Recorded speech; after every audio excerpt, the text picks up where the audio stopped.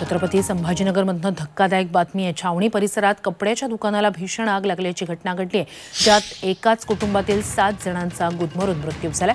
मृतांमध्ये 3 पुरुष, 2 महिला आणि 2 मुलांचा समावेश आहे। पहाटे 3च्या सुमारास ही घटना घडली आहे। तर या ठिकाणच्या प्रत्यक्षदर्शींशी बातचीत केलेली आमचे प्रतिनिधी विशाल करोळे यांनी।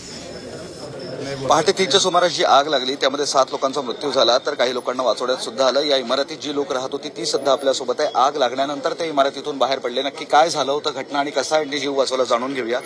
मुझे बताइए सुबह का घटनाक्रम कैसे सब हुआ था और आप बाहर कैसे निकले? मैं 2:45 बजे घर में आके सोया। 3:15 या 3:30 बजे के बीच में दरमियान में हुआ ये। नीचे आग लग गई थी। अब शॉर्ट सर्किट से लगा के क्या लगा, बैटरी चार्जिंग को लगी हुई थी गाड़ी और अंदर शॉर्ट सर्किट हो गया था। पूरी नीचे दुकान में आग लग गई थी।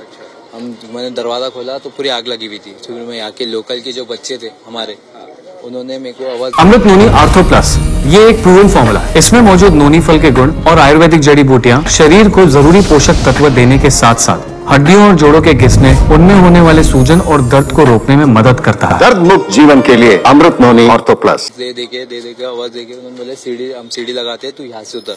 बालकनी में से मैं उतरा, मेरी पूरी फैमिली उतरी। पहले मैं वापस ऊपर गया 2nd फ्लोर पे उनको उठाने को, उन्होंने उठे नहीं। फिर मैं 3rd फ्लोर पे गया, हमारे जो 3rd फ्लोर पे किराएदार रहते उनके पास गया, उन्होंने उठ गए। 2-3 आवाज में उठे, उन्होंने मेरे साथ नीचे आए उनको उठाने को, मगर 2nd फ्लोर वाले कुछ उठे नहीं। जब तक कि बहुत धुआं ऊपर आ गया था और बहुत सफोकेशन हो रहा था वहाँ खड़े रहने से। उन्होंने दरवाजे को लात वात भी मारे मगर वो कुछ उठे नहीं।